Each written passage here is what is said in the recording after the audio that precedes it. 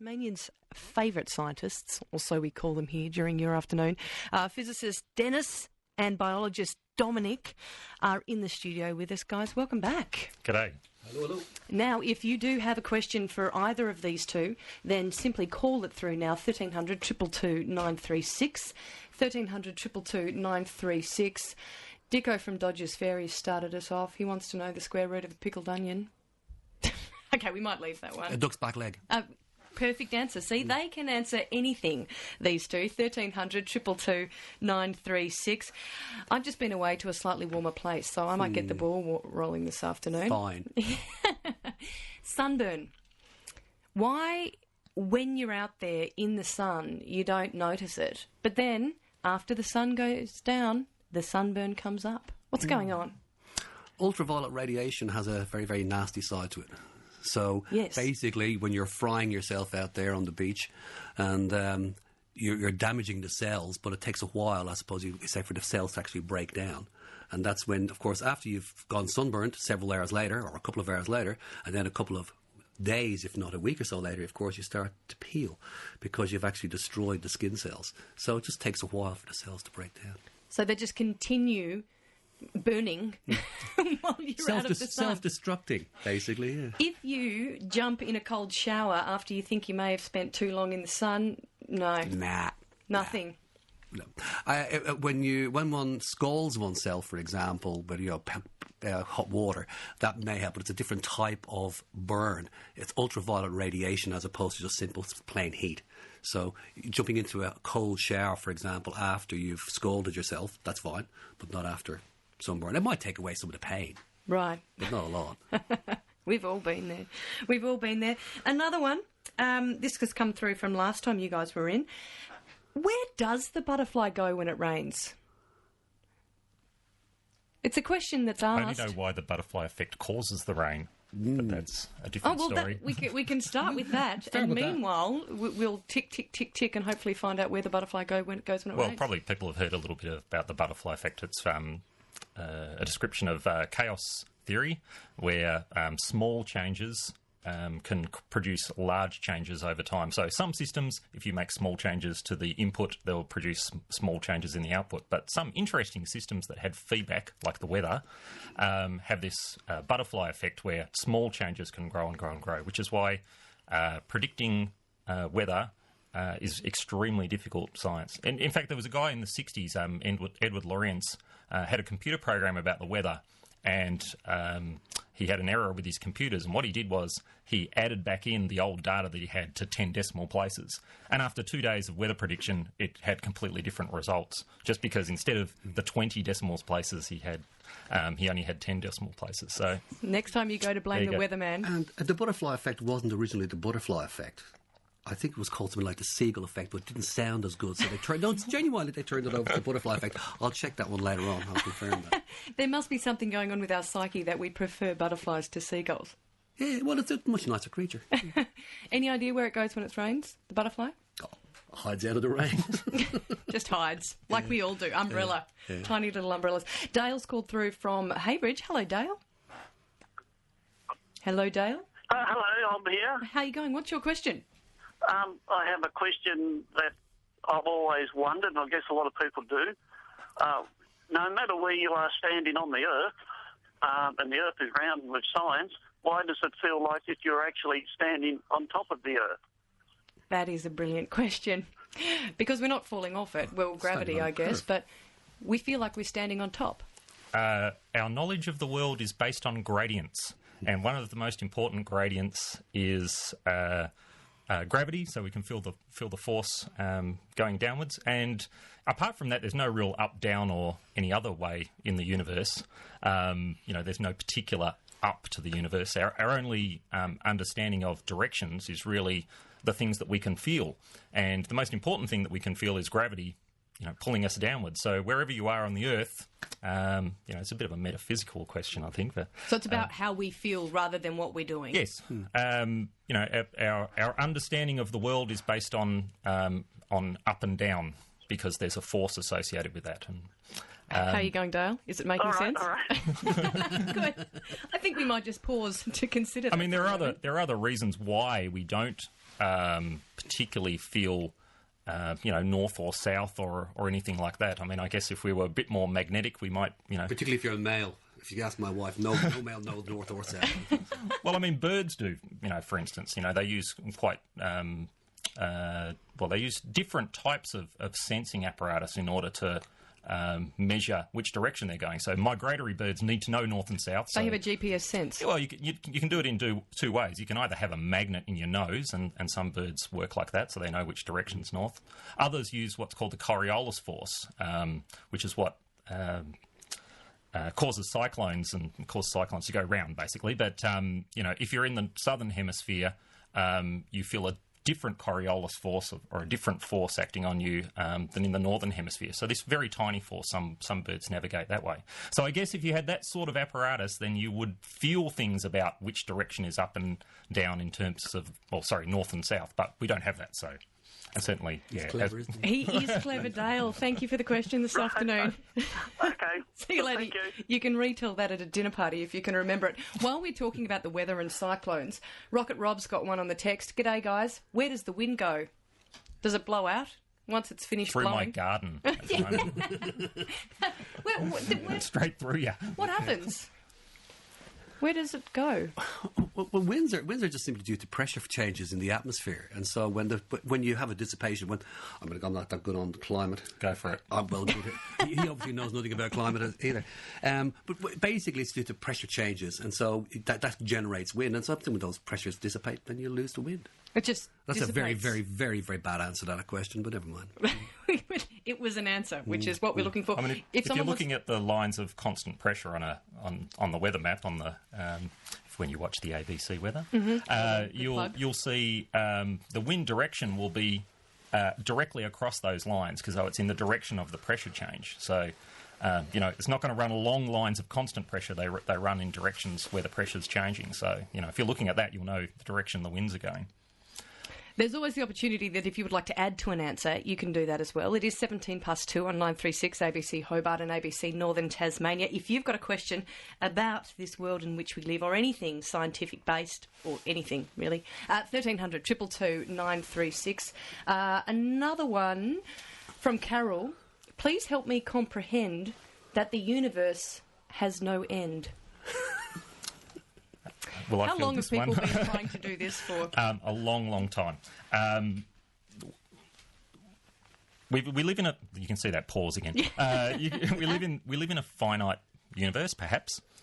We have evidence that our universe is finite, but it doesn't necessarily have borders or edges. You're not going to fall off the edge. And it's a bit similar to the idea that on the surface of the Earth, even though the surface of the Earth is bounded, it's a finite surface, it doesn't have any edges. So you can travel around the Earth and you never fall off or you never find the edge. Refers back to Dale's question. Yeah, and the universe is a little bit like that, but one dimension up. So, it's sort of a four-dimensional hypersphere, and we're, the universe itself is the three-dimensional surface of that hypersphere. So,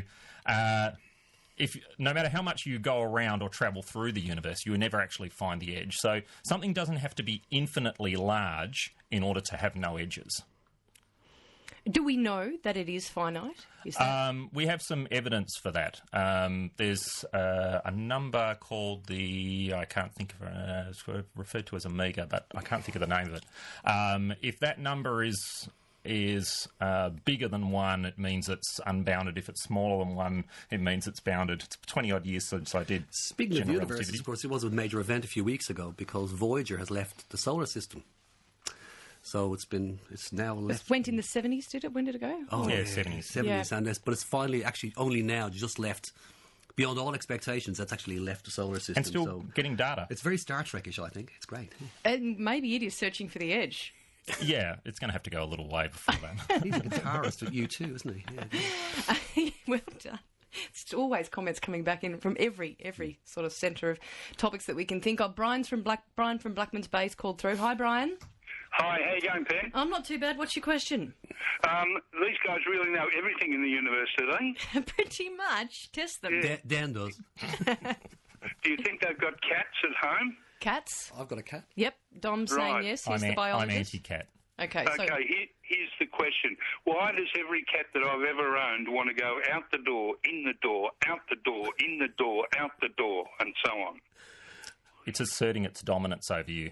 Look, I've heard that dogs have masters and cats have servants, but there's more to it than that.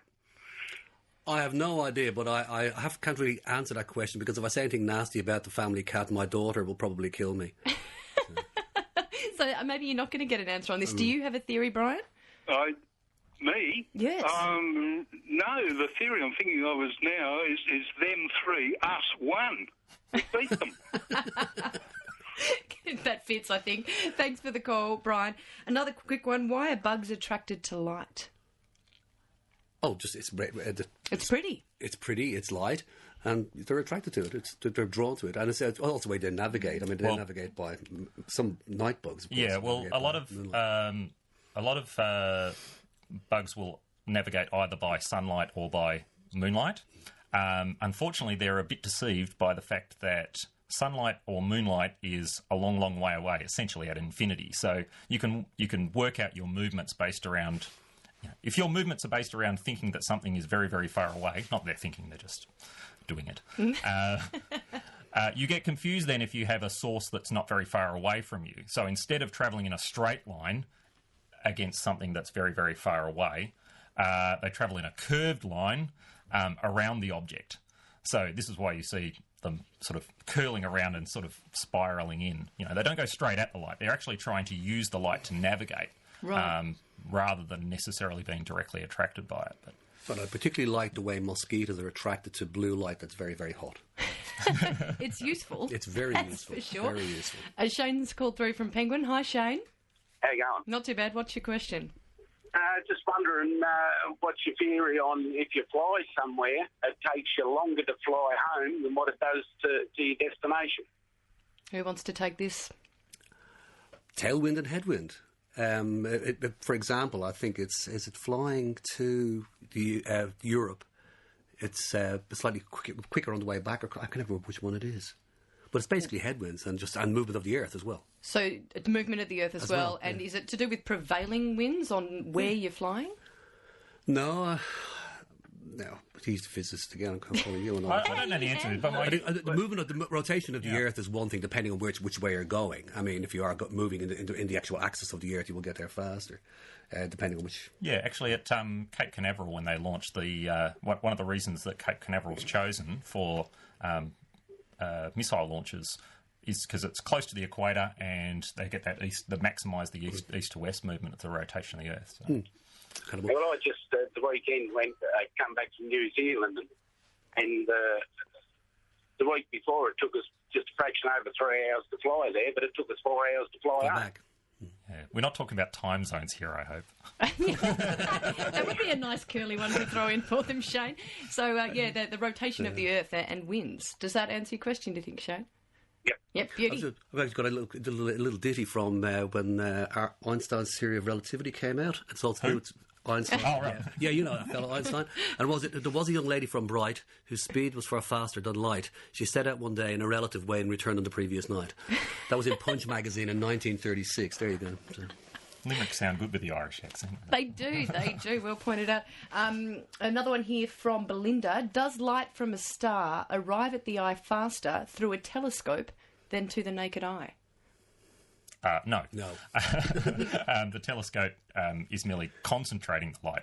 But interestingly, if the star was moving towards you and emitting the light, the light doesn't get to you any faster. Like the speed of light is a constant, irrespective of whether the object's moving towards you or away from you. And this was Einstein's great achievement in realising that there was no relative speed with light. No, if you're catching up to the light or if you're slowing down with respect to the light always appears to be moving at the same speed. 300,000 kilometres per second, or 186,000 miles per second? Yeah, it's fast. Yeah. So is that an important number to know? No. We're just letting you know. It's 2.998. Let's not quibble. They're just proving. Another one here. A couple of questions about the Big Bang Theory. How did we get here before the Big Bang light? Being as we are only just seeing back then now, from Jenny. Can I have that again in English? Yeah. How did we get here before the Big Bang light? I'm reading from the text message, being that we were only just seeing back there now. Well, let's just talk about... Yeah, you got it? All right. So when we look out into the universe, we're essentially looking back in time. So when we look at the sun, we're seeing the sun 6 minutes ago, right? Because it takes 6 minutes for the light to get... When we're looking at the moon, it takes, I think it's a minute and a half, or it might be 3/4 minute. Anyway, so the further you look away, the more you're looking back in time. So if we think of the Big Bang all being created, the entire universe being created at the same instant, then different observers at different points in the universe would be observing different parts of the universe at different times. So even though the light from the Big Bang that happened way over there is only just reaching us, the Big Bang that happened in our part of the universe, or our experience of the Big Bang, that's not a very good way of explaining it. The Big Bang is in the past from where we are, but we can still look back at the Big Bang. And this is a really useful way of gaining evidence. We've got direct evidence of the Big Bang. We see this remnant of the Big Bang when we look at the very... I shouldn't say edges. At the edges of the observable universe. Well done. Ooh, beautifully put. Just after saying they didn't have edges, I shouldn't say edges. It is 2:26. You're hearing from Dominic Geraghty and Denis Visentin. I always get your name wrong. Is that how I pronounce it? That's fine. Thank you. Good. A biologist and a physicist from UTAS talking about the world that they know and unbaffling you. I don't know if that's a question. Making you less baffled about the universe that you live in. We've got a few to get through. Wendy's called in from Wynyard. Hi, Wendy. What's your question? My question is, why does a bucket of rocks, when you shake them, the heavy, big ones come up to the top? What's going on with that? Should that happen, or does Wendy in Wynyard have strange rocks? It doesn't just work with rocks. It works with blood and all sorts of things. Yeah. So the principle of all those pieces of equipment that you use, Dom, what are they called? Centrifuges. Yeah, centrifuges. That's spinning down. That's spinning down. But some of it would be... rocks would be different, though. But basically, the smaller rocks will fall to the bottom as opposed to the big rocks rising to the top. I know that sounds a bit semantics, but effectively, that's what you're doing. So the smaller ones will actually... and they'll always... The subject... Rocks or... rounded objects will always take up the smallest space that they possibly can, so they will always aggregate at the bottom. Right, and effectively push the other rocks up. Yeah. There you go, Wendy. Janet's called through from Hobart. Janet, good afternoon. Yeah, hi. Look, mine's a bit of a spoiler alert for a movie, but I saw a movie the other day about space, and somebody was sitting but what's the name of the movie? Do you want me to tell you? Because it is a bit of a spoiler. Well, if you say the movie, then people who want to watch it can... Okay, what was it? It's the Sandra Bullock one. Is it Gravity? Yeah. Okay, so if you're going to watch Gravity, this is a spoiler alert. Turn off now. Well, it is a little bit. I'll try to be vague about it, but there's one part where there's somebody sitting in a pressurised sort of space capsule type of thing out in space, and someone comes and knocks on the door and opens it up, and the character just holds her face. I've probably given too much away. Holds her face while he climbs in. Is that possible? Like, can you survive in space with nothing on? Like in that whether you've got no atmosphere around you and stuff like that? Wouldn't it affect your body and You'd stuff? implode or something like that. Yes. Well done. Write a letter to the producers and the director, I think. Yeah, actually, I don't know anything about the movie, but I did notice something the other day that there was a scientist who'd written something about how appalling the movie was in terms of its science. It's science fiction. Yeah. Okay, so that's the important thing. Yeah, we can get the science right. Now, just quickly, I know that we've only got a minute or so left, but you've noticed a couple of things in the news this week. Something that's of interest to me, there's some research in Australia about motor neurone disease. Motor neurone disease is a terrible muscle wasting disease. I know about it because my father died of it, and they had no known cause and no known cure. And recently they've discovered that there's a toxin in blue-green algae that might be causing the disease. They looked at people in Guam that had 100 times the incidence of this disease, and they saw that they were making this flour out of cycad palms that contain this algae. And I'm just presenting this as a bit of research, how something that we don't know, someone makes an interesting observation, they follow it up, this might actually lead to a cure for something that hasn't had even a known cause since its discovery. So, yeah, so hopefully we get somewhere along with that. More news on the way, no doubt, one that you'll be taking interest in, and another one about reading. There was a paper published a couple of weeks ago called Why Jayden Can't Read, The Triumph of Ideology Over Evidence in Teaching Reading. And what they did was they looked at reading research, and they showed that we actually had the solution to the reading problem, but we haven't implemented it. And so Australia is second last of English-speaking countries in literacy at the moment. And, we've got the answers. The scientists have solved it. We just haven't implemented the policy. So science isn't the only thing we need to do. We need to implement the things that we know.